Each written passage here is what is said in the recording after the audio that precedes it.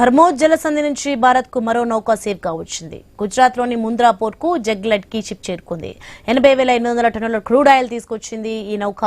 ఇంతకు ముందు భారత్ కు శివాలిక్, నందాదేవి నౌకలు రాగా తాజాగా జగ్లెడ్ కి నౌక సురక్షితంగా చేరుకుంది.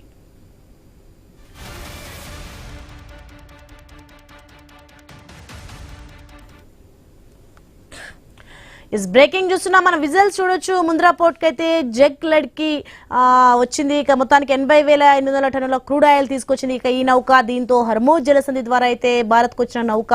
మొత్తానికి ఇంతకు ముందు భారత్ కు వచ్చిన శివాలిక్, నందాదేవి నౌకలు ఇప్పుడు ముంద్రా పోర్ట్ కి అయితే జగ్లెడ్ కి వచ్చిన నౌకను ప్రజెంట్ విజువల్స్ లో మనం చూస్తున్నాం.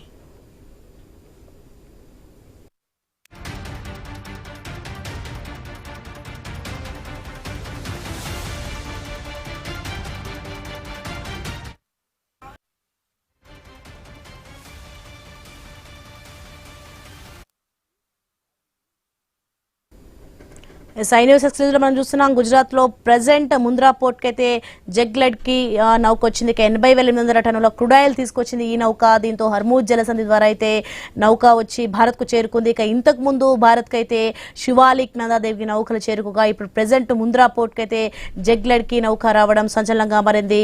భారత్ కు మూడో నౌక రావడం చాలా సంతోషంగా వ్యక్తం చేస్తున్నారు. తాజాగా జగ్లెడ్ కి నౌక సురక్షితంగా అయితే చేరుకుంది భారత్ కు.